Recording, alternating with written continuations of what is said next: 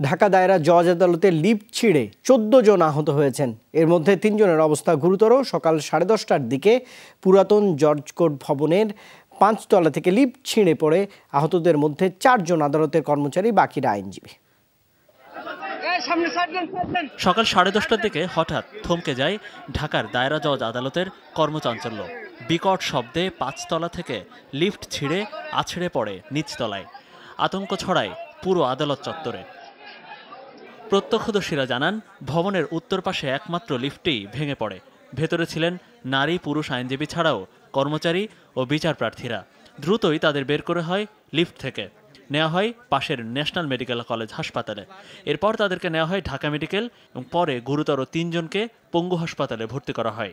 2 জন মহিলারই পা খুব গুরুতর জখম হয়েছে, মাথা আঘাত পাইছে, মেরুদণ্ড ভেঙে গেছে। একজন পঞ্চম যুগ্ম জজের একজন সহকারী সেরেস্তাদার, ওনার পাও জহির ভাই নাম, ওনার পাওটা সম্পূর্ণভাবে বিনষ্ট হয়েছে, নষ্ট হয়ে গেছে।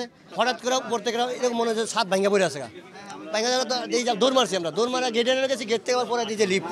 ওরা বের করছে, সর্বপ্রথম একটা লোক এনে বসাইছে, আর আমি আর একজন অ্যাডভোকেট, একজন কোর্ট স্টাফ, 3 জন মিলে অপারেটরকে, লিফট অপারেটর জাহাঙ্গীর, তাকে নিয়ে গেছে হাসপাতালে। ভবনের একমাত্র লিফটটি বহু বছরের পুরনো। মাঝে মধ্যে সমস্যা দেখা দিলেও সংস্কার না করার অভিযোগ রয়েছে। এছাড়া আদালত ভবনের অবস্থাও ঝুঁকিপূর্ণ দাবি করেন আইনজীবীরা। বিল্ডিংটা অনেক পুরাতন বিল্ডিং, প্রায় 25 থেকে 30 বছর আগের বিল্ডিং। এখানে জেলা জজ, পুরাতন জেলা জজটা ছিল।